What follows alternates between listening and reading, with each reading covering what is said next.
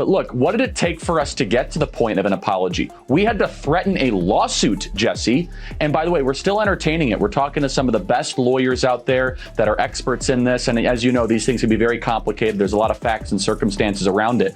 But we're not going to let this go, because you should not be able to smear 5,000 high school and college kids and then just be able to walk away with it. And the reason they felt they needed to do that, Jesse, is because if they told their audience the truth, that when gas is the most expensive it's been, flights are super expensive, that 5,000 kids decided to spend a weekend in summer traveling across the country to go hear from conservative speakers, maybe the audience of The View would think twice about all of their ideas. That's why they felt so compelled to try to smear our wonderful summit this last week. Yeah, Charlie Kirk's the founder and CEO of Turning Point USA and the author of the new book, The College Scam.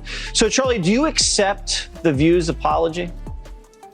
I mean, regardless of whether or not I accept it, the question is, do our students accept it? That's really what's at heart here. They went after our 5,000 students at our event there of high school and college kids. And look, I get attacked all the time. People say false things. I'm a public figure. But when you go after 16 and 17-year-olds that travel from across the country that then have to live for the rest of their life with a shadow over them because someone at ABC says that they might be linked to neo. Buckle up, because we're diving straight into a story that's got drama, stakes, and a whole lot of heart. Picture this: a massive youth summit. Thousands of high school and college students from across the country gathering to talk ideas, dreams, and the future. Leading the charge is Charlie, a charismatic organizer who's built a platform for young people to find their voice. But then a single comment on a popular daytime talk show, The Spotlight, hosted by Sunny and her co-hosts, lights a fuse. They didn't just critique the event, they took a swing at the 5,000 kids who showed up, implying they were tied to something shady, something dangerous. No evidence, just a hot take. And just like that, a media firestorm begins. Let's set the scene. Her disgusting, gross elitism and her complete out-of-touch nature with respect to the rest of the world. SunnyHostin goes on The View and decides now would be a great time to dump all over the so-called uneducated. What we did not have is white women who voted about 52%, right, for Donald Trump. Uneducated white women, is my understanding. You have Latino men actually voting more for him, and you have, and black men was not the story. We're not the story here, because they voted almost 80% for the vice president. Right. It's a scorching summer weekend, and 5,000 students, some as young as 16, have scraped together their savings to travel to this summit. They're not here for a party. They're here to learn, to debate, to dream big. Charlie, the guy behind it all, has spent years building this event to inspire the next generation. He's used to criticism. It comes with the territory, but this time it's different. Just because you didn't go to college doesn't mean you're stupid, and it doesn't mean that you don't have wisdom. You can go to college and get a bunch of irrelevant facts about how men can allegedly give birth or whatever they teach. But I said this to our team. I said, working people, the muscular class, including working women, they are so in favor of Trump, and they don't want to be called stupid or uneducated. Sunny, a sharp-tongued host known for her fiery monologues, goes on the spotlight and paints the summit as something it's not. She doesn't just question Charlie's motives, she drags the kids into it, hinting they're caught up in something dark. The audience gasps, the cameras zoom, and the internet explodes. Turning Point conference, the were in the front of out there in front of the conference with anti-Semitic slurs, and I think it's important that every single person that attended that Turning Point, every Republican speak up against the SWAT, against the flags that were waved. You let them in. President, open your You let them in and you knew what they were. Right. So you are complicit. Imagine being one of those students. You're 17, excited to be part of something bigger, and suddenly your name is trending online next to words you'd never associate with. College applications are coming up, Job interviews are on the horizon, and now a clip from a national TV show is floating around, tying you to a narrative you didn't sign up for. That's the reality for these kids. Now we begin with a shocking apology just a short time ago from the ladies of The View to Turning Point USA. A war of words broke out after the conservative group was rallying the next generation of voters at its youth summit in Tampa, Florida this weekend. And the liberal panel just couldn't help themselves. The group sent a scathing cease and desist letter after hosts on The View suggested that Turning Point had embraced neo-Nazis who showed up outside the event. Charlie's furious, not for himself, but for them. He's a public figure. He can take the heat. But these teenagers, they don't deserve this. Social media lights up with support for the students, but the damage is done. Reputations are at stake, and Charlie's not about to let it slide. Here's where things get wild. Charlie doesn't just tweet a comeback or post a rant. He goes big. A $100 million lawsuit aimed straight at the spotlight. It's not a bluff. It's a full-on legal assault. The number's massive, but it's not about the money. It's about making a point. Let me kind of humble the audience a little bit. Donald Trump won by less than a point in Wisconsin, about 28,000 votes. He won by a point-ish, 1.2 in Michigan. And then he won by 1 point in Pennsylvania. And so, Megan, it is conceivable that without this record movement of youth vote, he doesn't win. Charlie's team sends a cease and desist letter demanding a retraction. The lawsuit isn't just about one comment. It's about protecting the kids who were unfairly targeted. The internet buzzes. Some call it a stunt, others a reckoning. But one thing's clear, this isn't just a TV spat anymore. It's a courtroom showdown, and the stakes are sky high. She's specifically there referring to the women, but of course it's the non-college educated men as well who voted for Donald Trump. And the nerve of this woman to whom the country has given so much to try to dump on people who didn't go to college. Look at you, look at your achievements. How do you like the so-called uneducated now, Sunny? Now let's talk about Sunny. She's built a career on the spotlight as the voice of reason, tossing out sharp one-liners and commanding the table. But this time, her words have consequences. On air, she tries to defend her comments, but it's not the confident Sunny we're used to. Her voice shakes, her arguments wobble, and her co-hosts sit in awkward silence. The audience can feel it. She's cornered. Do you think if a liberal came to speak at University of Kentucky, they'd give an open mic like I just did to a conservative and had a discussion like this? I certainly hope they would. No, they wouldn't.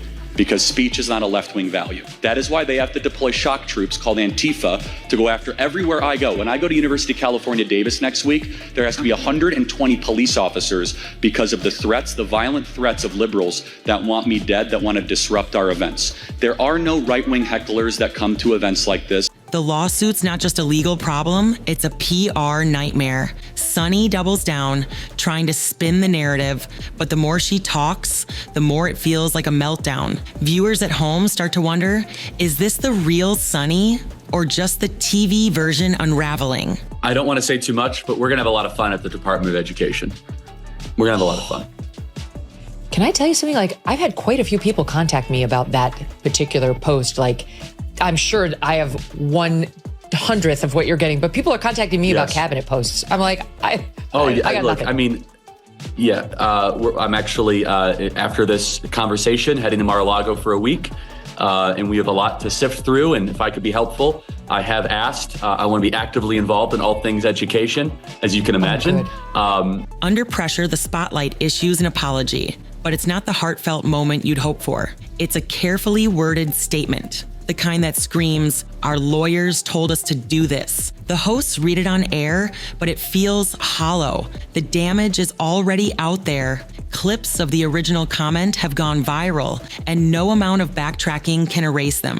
Charlie calls it what it is. Damage control, not accountability. He's not buying it, and neither are the students. The apology becomes its own headline, but instead of calming the storm, it only fuels the debate. Was it sincere, or just a way to dodge the legal heat? Charlie takes the fight beyond the courtroom. He starts talking about the bigger issue, how media can shape narratives and ruin lives with a single soundbite. He paints a vivid picture. Kids who worked summer jobs to attend the summit now facing a digital shadow they didn't earn. He asks, why is it okay for a show to throw around accusations without proof? Why do these students have to carry the weight of a reckless comment? Social media rallies behind him with hashtags trending and comments pouring in. People aren't just mad at the spotlight, they're questioning the whole system that lets this kind of thing slide. Let's flip the script for a second. Sunny and her co-hosts aren't villains.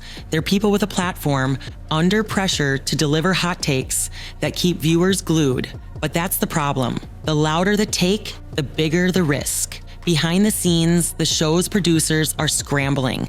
Legal teams are digging through old footage, emails, and scripts, knowing every word could be evidence. The studio's usual energy, clapping audiences, glossy sets, is gone. It's replaced by tense meetings and whispered worries. For once, the spotlight isn't controlling the narrative. They're reacting, and it's not a good look. This isn't just about one show or one lawsuit. Charlie's fight is a wake-up call for an industry that's gotten too comfortable playing fast and loose with the truth. He's not trying to silence the spotlight. He's demanding accountability. The lawsuit forces everyone to rethink how media works. When does a hot take cross the line into harm? When does a comment become a weapon? Viewers start looking closer, noticing how shows like The Spotlight thrive on outrage, not insight. The cracks in the system are showing, and Charlie's making sure no one can ignore them.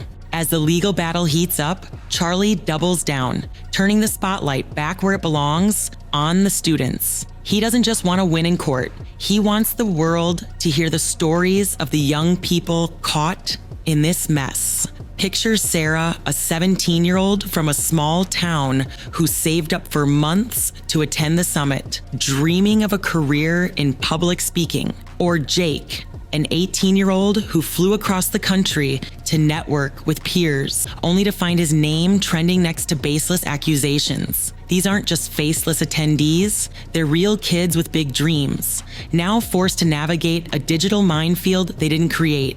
Charlie shares their stories on every platform he's got, from podcasts to live streams, painting a vivid picture of the human cost of reckless words. He tells the story of Emily, a high school junior who was so proud to attend the summit, only to face whispers at school after the Spotlight's comments went viral. Her college applications are looming, and she's terrified that a single Google search could derail her future. Then there's Miguel, a first-generation college student who saw the summit as a chance to connect with mentors, now wondering if his name will be tied to a false narrative forever. Charlie's not just fighting for an apology, he's fighting for their futures, for their right to be seen as individuals, not as pawns in a TV show's quest for ratings. But it's not just about the students. Charlie's peeling back the curtain on the media machine itself. He points out how shows like The Spotlight thrive on a formula, create a villain, stir up drama, and let the applause roll in. It's a game where real people become collateral damage, where a 30-second soundbite can haunt someone for years. He's not asking for censorship, he's demanding responsibility. Every time he speaks, he's reminding people that words aren't just entertainment, they're weapons that can wound, especially when broadcast to millions. The lawsuit's still ongoing, and it's a beast. Discovery is underway, which means The Spotlight's producers are sweating over every email, every script, every offhand comment made in the writer's room. The $100 million figure, it's not about cash. It's about forcing the network to feel the weight of their actions, the same weight those students feel every time they see their names online. Charlie's team is relentless, bringing in top lawyers who specialize in media disputes, combing through years of footage to show a pattern of reckless commentary. The internet's eating it up, with creators and commentators dissecting every update, turning the lawsuit into a cultural moment. And here's the kicker. This fight's resonating far beyond the courtroom. Parents are speaking out, sharing how their kids were inspired by the summit and hurt by the aftermath. Teachers are weighing in, calling for media to think twice before dragging young people into their narratives. Even viewers who've never heard of Charlie or the summit are starting to question, how many times has the Spotlight gotten away with this? How many reputations have been bruised just for a viral clip?